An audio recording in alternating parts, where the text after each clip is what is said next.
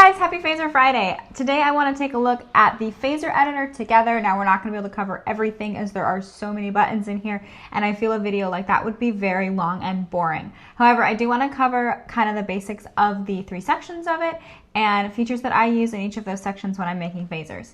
Now, there might be more that you use. Please comment them below. I would love to hear what everyone else is using within the Phaser editor to make their phasers work, and let's keep learning together. Okay, so the Phaser editor is a view that's found within the Common tab. So when I'm in the Add New Window pop-up here, I can click on Phaser Editor. It draws it like this. This is kind of like the default way that it exists. There are tabs at the top. So I have my 2D view, which is this blue screen here. My 1D view, which looks blank right now because I don't have anything running. And then my sheet view, which also looks blank. All three of these views are different ways of viewing our phasers themselves. So 2D is what I like to be when I am working with position phasers. You probably saw this from the circle video. I'm just going to grab fixtures 1 through 9. Oh, sorry, the truss is 1 through 8. I'm going to grab fixtures 1 through 8. And then as soon as I turn them on by setting them to 100%, I can see they're right here at the middle of the 2D screen. So this is like, I've said this before, I'll say it again. It's always like I'm looking down the barrel of the fixture on this screen here. And then I can add points. So I can add absolute points. This is going to create absolute steps. You'll see here that absolute data is what was activated in my programmer. However, if I oops this back, and there we go. So I'm adding relative points, and I click anywhere on this screen, you will see that it added relative data. So the absolute data is blank. Relative data was added. So these two buttons are going to be what you use if you're deciding whether you're going to make an absolute or relative position. And then the rest of these buttons have to do with how we are moving these points around. Button I use all the time, you'll find it here on the left, you'll find it here at the bottom of the step bar, and on the right hand side of the encoder toolbar. This is what you use to select all steps. So all steps can be selected this way. Now the rest of these we're not going to go over because we do cover them in the circle phaser video. So if you want to check that out, oh look, I had an extra step in here. All the rest of these we're not really going to look in right now because we cover a lot of them in the circle phaser, and I really want to get into the 1D and sheet view. So let's clear this out. That's just a little bit about the 2D view if you haven't played with it before. I'm going to grab my lights, I'm going to go to the 1D view, and I'm going to put them here at 100%. There, nothing happened. This is one step. It's not quite a phaser yet, right? We have to have that second step. So let's create that second step, and let's put our lights at 0. And now in the 1D view, I can see I have a form that is starting to be created here. And all these buttons, you'll see they still apply. I can still grab them and move my handles, so I can add a little bit of a curve to this form here. Nice. And every time we're doing something like this, it's actually changing values in the encoder toolbar. So this is a quick way of changing those values, but if I go down here to dimmer and I take a look at X cell and D cell, you'll see there are now values placed in here for them as well. This move handle button, that's what it's doing. It's changing your X cell and D cell values, so you don't have to kind of figure out what the particular values are. You can kind of see it live on screen. This is a very visual way of viewing the information that's in the encoder toolbar. And then you can see as you play with all these buttons what they are doing. So I just like the big takeaway is everything that's happening in this menu is happening live down here, which means there's two ways to do everything. Just like there's two ways to do just about everything within the console. We can change it in the encoder toolbar, or we can change it in the phaser editor. The phase as well, I can hop in here, I can change this to 360, but if you'll remember from a video a couple weeks ago, we want to make sure we're always setting phase within M-Matrix, not necessarily in here. And you might say, why? I missed that video, fill me in, Araya. This is because when I use the M-Matrix editor to set 0 through 360 here, it is actually filling in the values in the encoder toolbar, right? So I can see my phase values were filled in here. They are in the programmer. However, now when I store this into a preset, that's the part that's very important for us all in this particular setup. I'm going to go over to here, presets, find a demo preset, and store. So when you've punched it in the M-Matrix window here and you store into the preset, within edit setting, I have this phase 0 through 360 here that I can change.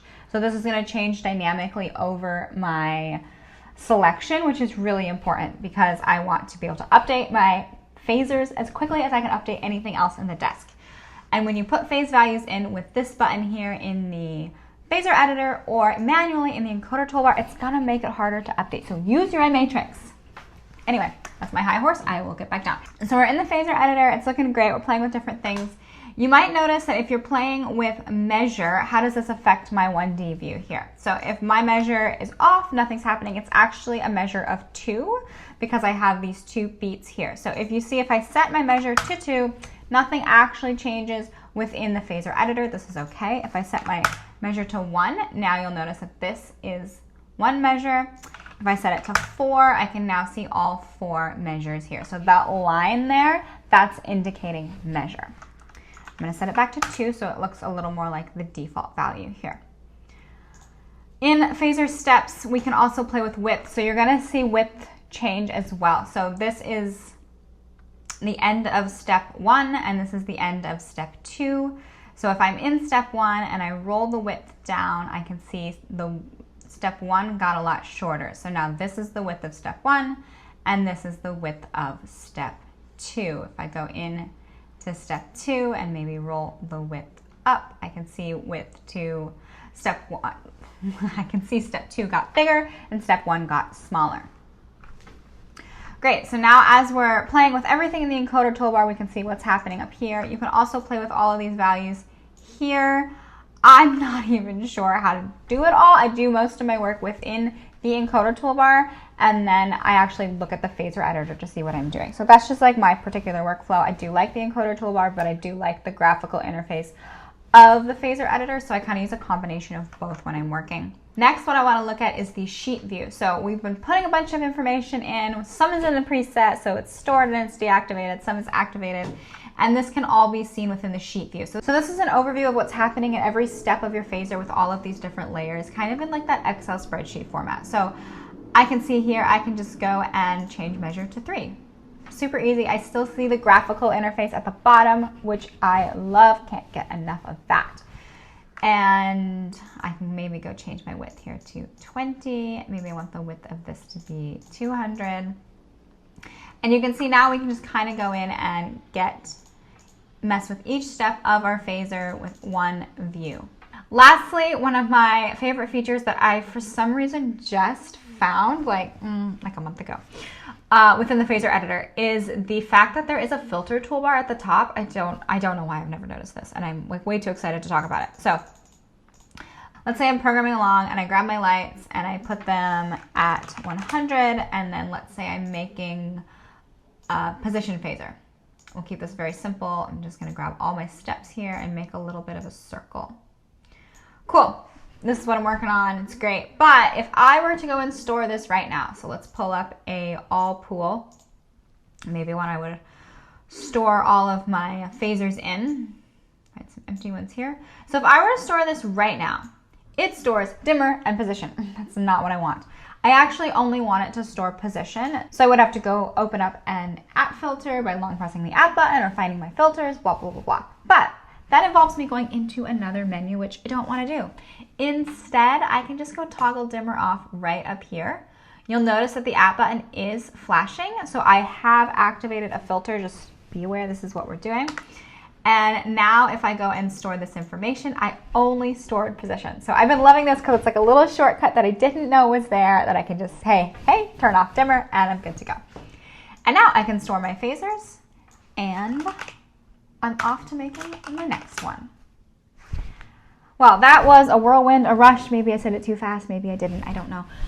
But yeah, that's the Phasor editor. And those are just a couple of the tools that I find myself using the most. Now, like I said, there's so many more in here. Please comment the ones you used if I didn't talk about them, and we'll keep learning more about the Phasor editor together. Who knows? There's probably some more favorite features in there that I haven't even found yet. I'll see you next week.